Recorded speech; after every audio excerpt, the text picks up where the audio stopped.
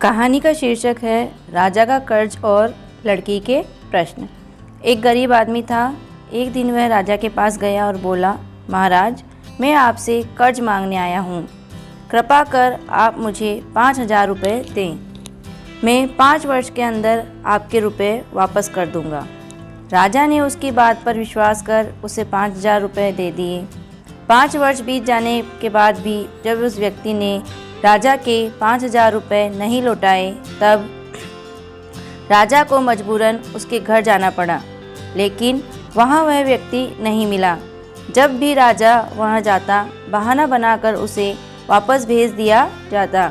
एक दिन फिर राजा उस व्यक्ति के घर गया। वहाँ और कोई तो नहीं दिखा, एक छोटी लड़की बैठी थी। राजा ने उसी से पूछा, तुम्हारे पिताजी कहाँ हैं?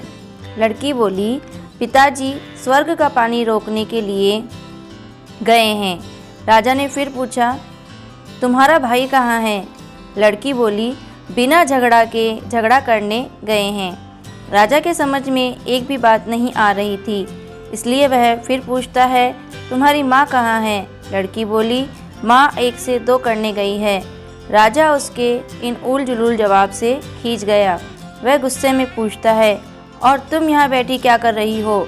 लड़की हंसकर बोली, मैं घर बैठी संसार देख रही हूँ। राजा समझ गया कि लड़की उसकी किसी भी बात का सीधा जवाब नहीं देगी, इसलिए उसे अब इससे इन बातों का मतलब जानने के लिए प्यार से बतियाना पड़ेगा। राजा ने चेहरे पर प्यार से मुस्कान लाकर पूछा, बेटी, तुमने जो अभी अभी मेरे सवालों के जवाब दिए, उनका मतलब क्या है? मैं तुम्हारी एक भी बात का मतलब नहीं समझ सका। तुम मुझे सीधे सीधे उनका मतलब समझाओ। लड़की ने भी मुस्कुराकर पूछा, अगर मैं सभी बातों का मतलब समझा दूं, तो आप मुझे क्या देंगे? राजा के मन में सारी बातों को जानने की तीव्र उत्कंठा थी। वह बोला, जो मांगोगी वही दूंगा। तब लड़की बोली, आप मेरे पिताजी का सारा कर्ज माफ़ कर देंगे तो मैं आपको सारी बातों का अर्थ बता दूंगी। राजा ने कहा, ठीक है, मैं तुम्हारे पिताजी का सारा कर्ज माफ़ कर दूंगा। अब तो सारी बातों का अर्थ समझा दो। लड़की बोली, महाराज, आज मैं आपको सारी बातों का अर्थ नहीं समझा सकती। कृपा कर आप कल आएँ, कल मैं ज़रूर बता दूंगी। राजा अगले दिन फिर उस व्यक्ति के घर गया। आज वहाँ सभी लोग मौजूद थे। वह आदमी, उसकी पत्नी, बेटा और उसकी बेटी भी।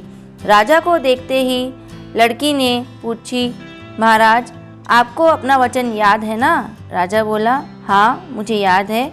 तुम अगर सारी बातों का अर्थ बता दो तो मैं तुम्हारे पिताजी का सारा कर्ज माफ़ कर दूंगा। लड़की बोली, सबसे पहले मैंने कहा था कि पिताजी स्वर्ग का पानी रोकने गए हैं।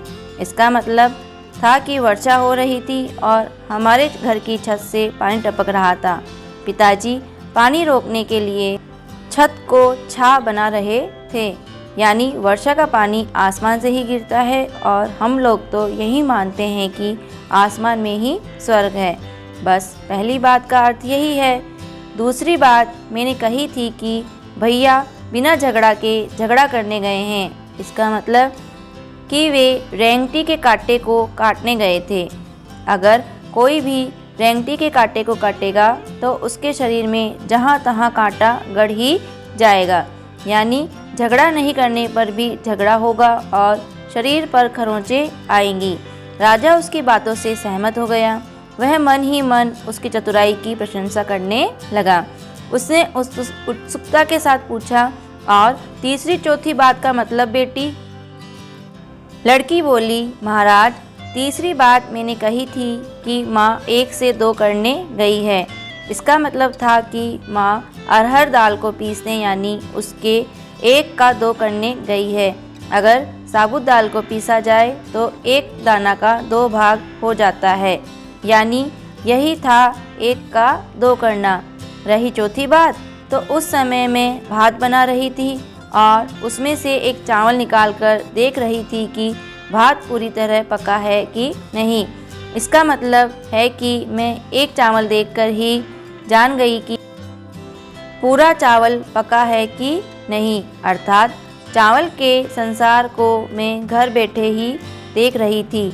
यह कहकर लड़की चुप हो गई। राजा सारी बातों का अर्थ जान चुका था। उसे लड़के की बुद्धिमानी भरी बातों ने आश्चर्य में डाल दिया था।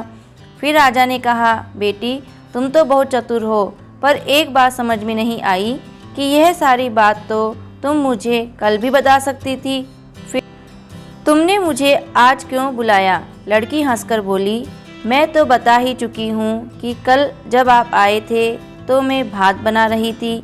अगर मैं आपको अपनी बातों का मतलब समझाने लगती तो भात गीला हो जाता या जल जाता तो माँ मुझे ज़रूर पीटती। फिर घर में कल कोई भी नहीं था। अगर मैं इनको बताती कि आपने कर्ज माफ़ कर दिया है तो ये मेरी बात का विश्वास नहीं करते। आज स्वयं आपके मुंह से सुनकर कि आपने कर्ज माफ़ कर दिया है, जहाँ इन्हें इनका विश्वास हो जाएगा वहीं खुशी भी होगी। राजा लड़की की बात सुनकर बहुत ही प्रसन्न हुआ। उसने अपने गले से मोतियों की माला निकालकर उसे देते हुए कहा, बेटी यह लो अपनी चतुराई का पुरस्कार। तुम्हारे पिताजी का कर्ज तो मैं माफ़ कर ही चुका हूँ।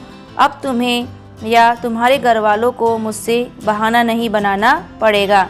अब तुम लोग निश्चिंत हो जाओ।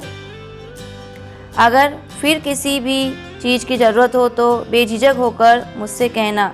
इतना कहकर राजा लड़की को आशीर्वाद देकर चला गया। लड़की के परिवार वालों ने उसे खुशी से गले लगा लिया। चैनल पर नए हैं तो चैनल को सब्सक्राइब करें, वीडियो को लाइक और शेयर करें। Thank you.